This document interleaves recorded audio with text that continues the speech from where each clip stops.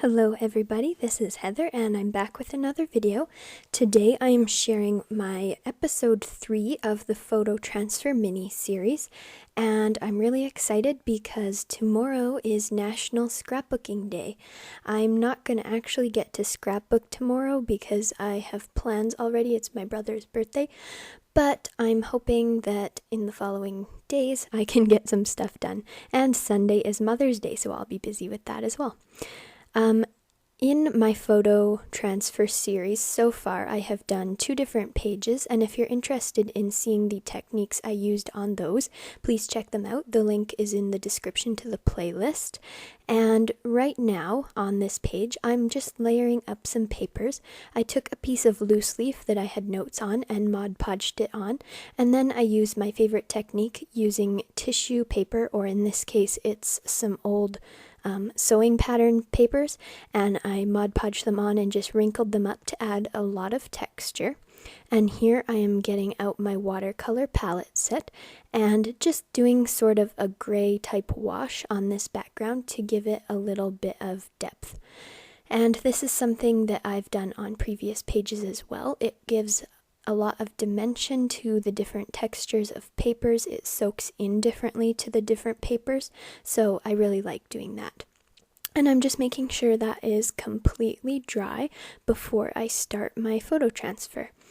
Over this series, I have really been just experimenting. I didn't have much experience with photo transfers, so this is basically my learning process, and throughout all of these I make mistakes, I have goof-ups, some of the transfers don't work very well, but I'm learning how to make them better, and I'm sharing that learning process with you. So here you can see I just added a pretty generous layer of Mod Podge to my page, and now I'm trimming out my images. For more information on how I printed these, you can watch the first episode, which, as I said, is linked below. They are just on transparencies, so I'm putting those right on top of the Mod Podge layer. And I'm just rubbing with my finger to get all the air bubbles out and make sure that there is a really good seal between the page of the journal and that photo transfer transparency. And I would just take good care to make sure that you do rub it in really well. And I let this completely dry, and now I'm going to peel them up. As you can see, some of the spots didn't work well at all, so I'm using a end of a pen to just sort of burnish the photo and try and get that ink to really transfer over. This sometimes helps if it's still a bit wet. If it's dry, this probably won't do much, and I think in this case that's what happened, is it was already dry, so I didn't really get much more transfer out of it. But what I am going to do is use these photo transparencies again. So you can see that bottom one actually worked pretty well. You can see the sunset, but the part of the image that I really liked was the electrical pole, the power pole on the edge of the photo, and that didn't transfer in both of these images. Actually, they both had a power pole, so that was a bit sad, but I'm going to reuse those so that that part does make it into the finished page. And I think what happened here is the photo, as you can see, it actually stuck a lot better to the rough texture of that tissue paper that I had laid down prior to doing the transfer. And I think that a actual textured surface might be better for photo transfers, or it could have been the fact that it already had one layer of Mod Podge dried on the page, and then I added wet Mod Podge and the photo transfer. So you could play around with different techniques like that. I will definitely be doing that as well, and if I do have other results, I will let you know in future videos. Photo transfers are something I'm having a lot of fun with, so I want to try out other ways of doing them. I've seen people use wax paper to transfer their photo, as well as just normal printer paper, and then you have to rub off the paper pulp when it's dry. So I want to try both of those techniques, but this series has been based on the transparency photo transfer type. So as you saw, I laid down some more tissue paper, or sewing pattern paper, and I'm doing the exact same thing, just adding watercolor on top. In this case, the Mod Podge isn't dry, so that's why my watercolor paint isn't really flowing like normal, but I kind of like this look. It gives it a neat dabbled, I don't know what you would call that texture, but it's a neat texture anyways. So I let the Mod Podge dry afterwards. That's a lie. I'm adding more Mod Podge, never mind. I'm going to add a bit more, and that actually blended out the texture I had created, but it's still a nice wash. And I'm just going to glue these transparencies on the page. And I really like the colors in this. On that top photo, I have no idea where the red kind of blob came from because there wasn't really any red in the photo. It was a blue sky, and the bottom photo was the red kind of sunset, so I don't know how that happened, and it's really curious to me because even though I did a process video of the whole thing, I still don't know what exactly I did there. So that's kind of the fun of the mystery of art journaling. Sometimes things happen and you have no idea how you did it, but I love that about art in general because you can never recreate the same piece over again. So I think that's really a fun thing that happened on this page. So as you can see, I'm adding some more tissue on top. I like how the tissue underneath is visible through the transparencies, and it adds a neat kind of graphic quality. This is similar to what I did on the episode 2 page when my transfer didn't work how I wanted it. I glued the transparency right on top of the transferred image to make it more clear. But in this case, I'm just using these sort of as abstract pieces over on the other page. And my transfers I did end up being quite abstract as well, but I really like the colors and texture that it provides. So I'm continuing to add layers here. I'm going to add some more of that note paper on the inner side of that page, and it will just sort of mirror what I've done on the other side. And I'm just going to Mod Podge that on as well.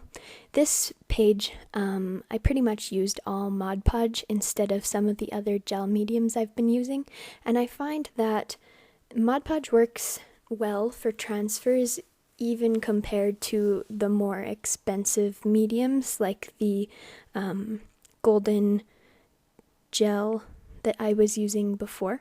So I really like the Mod Podge, but the gel definitely has benefits for other purposes. So I'm adding a little bit of gesso just to sort of blend in some of the layers, add a bit of white pop to the page, give it some highlights, I guess, and blend in some of the other layers. I think I said that. So I'm just using a flat brush, I believe, to do that, and it's a dry brush, so I don't like mixing water usually with my gesso unless I have a specific technique I'm going for, but I just let that all dry. I use my heat tool, and now I'm going to add more of that watercolor paint.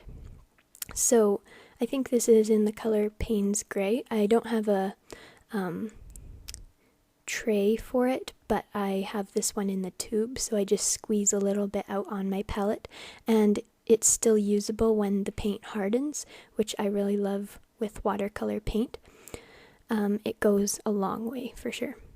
So I'm just adding some darkness to a few spots, and now I'm using my black India ink for some splats, and this gives it quite a bold look, which I think this page needed. It has some bold colors, but a lot of the grays are kind of receding to the background, I guess. So now I'm considering where I should place my kind of title for this page, and I decided to brush out the word wonder, and I really like how this looks. I haven't practiced my brush lettering a lot. I usually use a pen and then just add the thicks and leave the thins using my pen, but I really like the way that the brush lettering looks.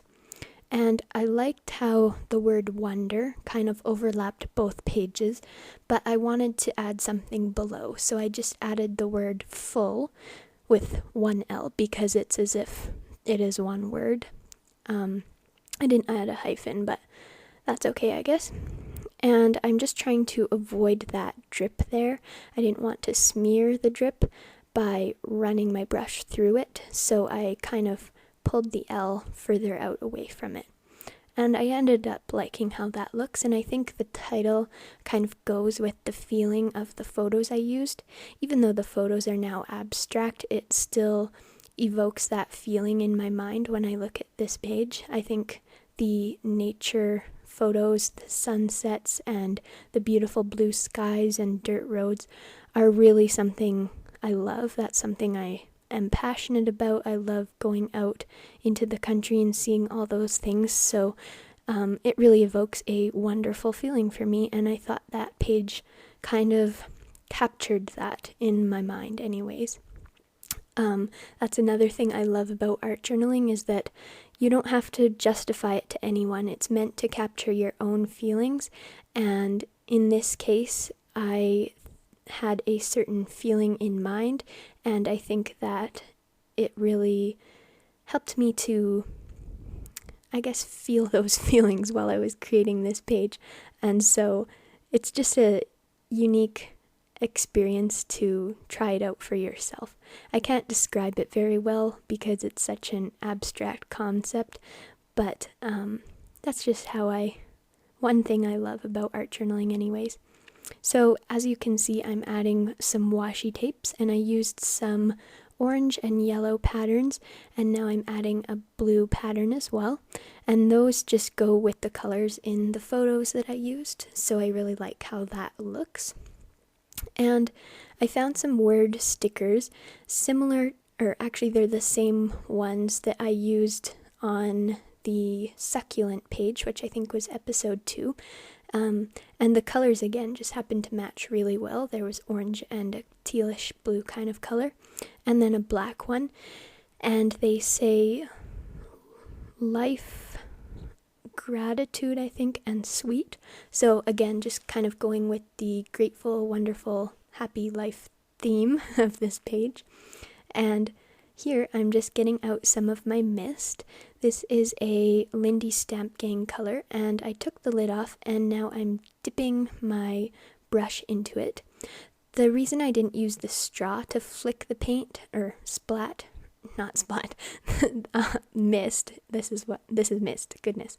The reason I didn't use the straw is because this one actually had a dauber top. Lindy Stamp Gang has that option on some of them. Or they used to, I'm not sure if they still do. So I just used a paintbrush. Oh, here, now you can see me using the dauber top. So it's really fun to use in that aspect instead of just spraying it. So I just dipped a paintbrush into the open bottle and kind of flicked it onto the page, using another one to tap the brush, sort of. You could also tap it with your finger, but I wasn't aggressive enough, so it wasn't working very well. And I'm just using a tissue to sort of absorb some of the ink from both the black and the blue ink so that it would dry a little bit faster. It didn't affect the look of it though. Here's a close-up of what it currently looks like. I am almost done the page. I just have a little bit more to add. And I'm going to do the same technique again. I'm using Mod Podge in a thick layer, and I'm adding some of Jen Schow's painted, it's a cut file, and I keep forgetting what it's called. I think it's called Brushstrokes, and it's available for free on her site, and I will link that below, so you should definitely check it out. She's got lots of great cut files and printables over there. So anyways, I just Mod Podged those on. That one didn't work, so I gave it a thumbs down. But this one worked really well. It's basically a DIY rub-on, as I was discussing in the last video. So that is just what this looks like, and I love that added kind of blue, bright blue touch to this page. And now I'm just going to trim off all the pieces extending the edges of the page, and I'm going to call it done. So thank you so much for watching this. I appreciate you stopping by today. I hope that you all have a wonderful National Scrapbooking Day tomorrow on Saturday, and I know there's tons of contests and challenges going on, so you should check those out. There's different ones on Facebook groups, and I just am pretty excited for all the people joining in on that. So if you are doing that, please have a ton of fun for me. I will miss it all, but I will join in later in the week. And if you'd like, please check out my blog for more detailed photos of this project. And check me out on Instagram and Pinterest. I'm StayBeautiful84 over there as well. Thank you so much for watching, and have a wonderful weekend.